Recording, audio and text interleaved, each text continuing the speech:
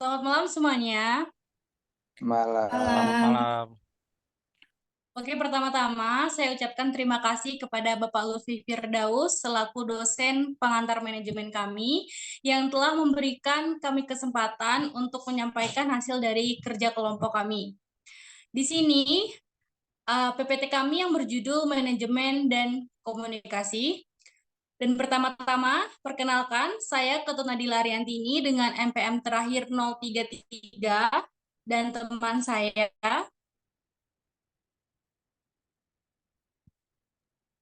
Perkenalkan, nama saya Buna Rizky Damanik dengan NPM 2251 03 10 07. Bona, silakan diperkenalkan. Saya Paton Dwi Paldorama dengan NPM terakhir. Saya Indah Gracia Laban dengan NPM akhir 035.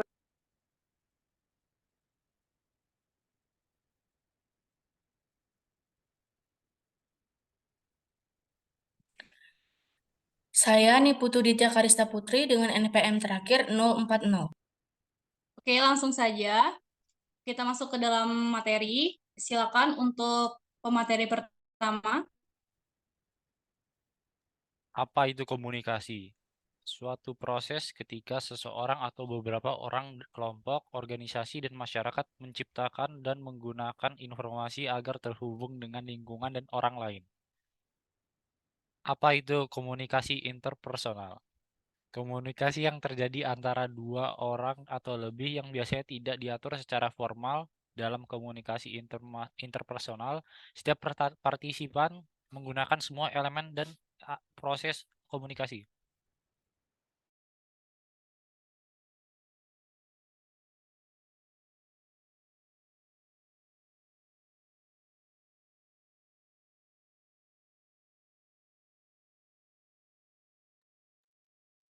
Selanjutnya adalah komunikasi organisasi. Pengertiannya gimana? Komunikasi organisasi merupakan bentuk pertukaran pesan antara unit-unit unit-unit komunikasi yang berbeda di dalam suatu organisasi. Lanjut. Di sini ada 4 fungsi komunikasi. Yang pertama adalah fungsi kontrol, fungsi motivasi, fungsi informasi, dan fungsi ekspresi emosi. Aduh, close, cok. Pertama, fungsi kontrol, yaitu cara untuk mengetahui apakah orang lain tetap sesuai pada jalur yang ditetapkan oleh kita atau tidak, dan juga mengetahui bagaimana keadaan orang lain sehingga kita bisa memutuskan sesuatu yang sesuai dengan keadaan orang tersebut. Yang kedua, fungsi sebagai motivasi, yaitu sebagai alat untuk memberikan motivasi kepada orang lain dengan lembut dan langsung ke nuraninya. Yang ketiga, fungsi informasi, yaitu komunikasi merupakan sebuah proses untuk memberikan informasi dari sumber kepada tujuan yang pada akhirnya melahirkan feedback, tanggapan atau umpan balik. Yang keempat, fungsi ekspresi emosi, yaitu bisa menyampaikan apa yang emosi kita rasakan melalui komunikasi untuk membagi beban emosi kita kepada orang lain. Selanjutnya akan dilanjutkan oleh teman saya.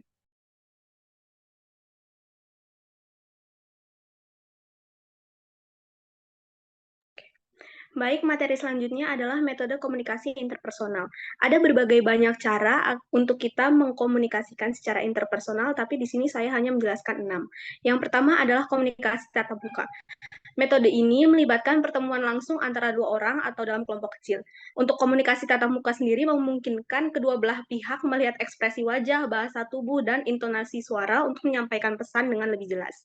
Kemudian yang kedua adalah telepon. Telepon memungkinkan kita melakukan komunikasi melalui media suara yang dilakukan oleh dua orang yang berada di tempat yang berbeda.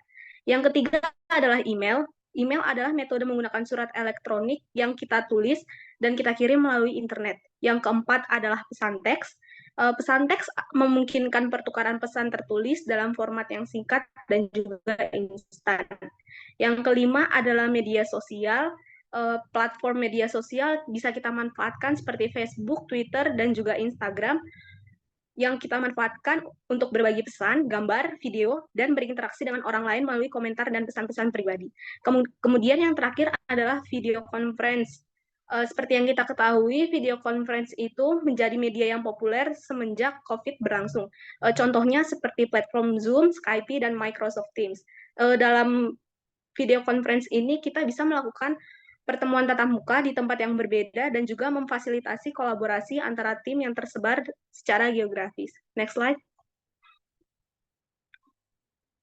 Kemudian ada 6 hambatan komunikasi interpersonal. Yang pertama itu adalah penyaringan. Penyaringan ini adalah di mana ada kejadian manipulasi informasi yang disengaja untuk membuatnya tampak lebih menguntungkan bagi penerima. Kemudian yang kedua adalah emosi. Emosi itu terjadi ketika kita mengabaikan proses berpikir kita yang secara rasional dan objektif, serta menggantikannya dengan penilaian emosional dan ketika kita menafsirkan pesan. Yang ketiga adalah kelebihan informasi. Kelebihan informasi ini ketika kita dihadapkan oleh sejumlah informasi yang melebihi kapasitas seseorang untuk memprosesnya. Yang keempat adalah sikap defensif yang terjadi ketika kita merasa terancam, kemudian akan timbul reaksi dengan cara mengurangi kemampuan untuk saling pengertian. Selanjutnya ada bahasa.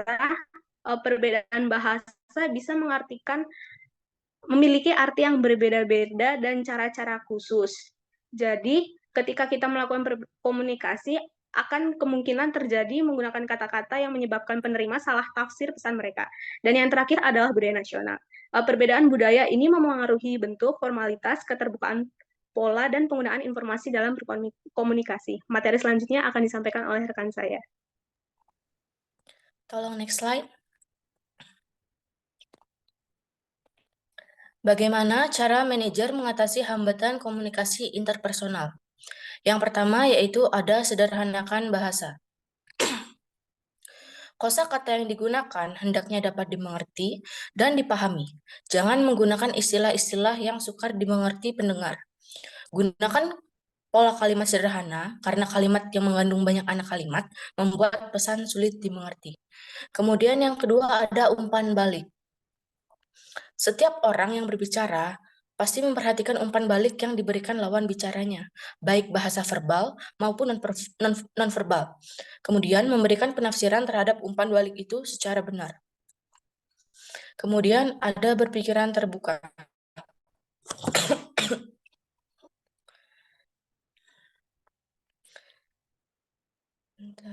Berpikiran terbuka juga akan membantu seseorang mempelajari bagaimana cara menghadapi kepribadian yang berbeda-beda. Nantinya hal tersebut komunikasi Anda. Karena emosi dapat menular, seorang pemimpin harus dapat menjaga keseimbangan dan memotivasi dirinya menjadi seseorang yang memberikan pengaruh emosi positif kepada para bawahannya, agar dapat memotivasi dan menginspirasi mereka. Yang kelima ada gunakan komunikasi langsung. Komunikasi langsung dapat mengatasi hambatan komunikasi karena sifatnya lebih persuasif. Komunikator dapat memadukan bahasa verbal dan bahasa non-verbal. Di samping kata-kata yang selektif, dapat pula digunakan seperti kontak mata, mimik wajah, bahasa tubuh lainnya, dan juga dan itulah hal yang membuat komunikasi lebih berdaya guna. Kemudian ada lakukan pengulangan atau repetisi. Nah, repetisi ini bisa juga dinamakan pengulangan. Ini bertujuan agar pesan lebih dipahami dan apakah sudah mengkonfirmasi apakah pesan tersebut sudah diterima atau belum. Next slide, tolong. Tolong next slide.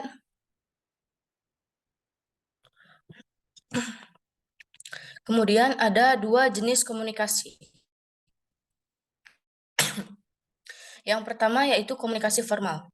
Komunikasi formal adalah suatu proses komunikasi yang bersifat resmi dan biasanya dilakukan di dalam lembaga formal melalui garis perintah atau yang sifatnya instruktif. Nah, tujuannya adalah menyampaikan pesan yang terkait dengan kepentingan dinas. Suatu komunikasi juga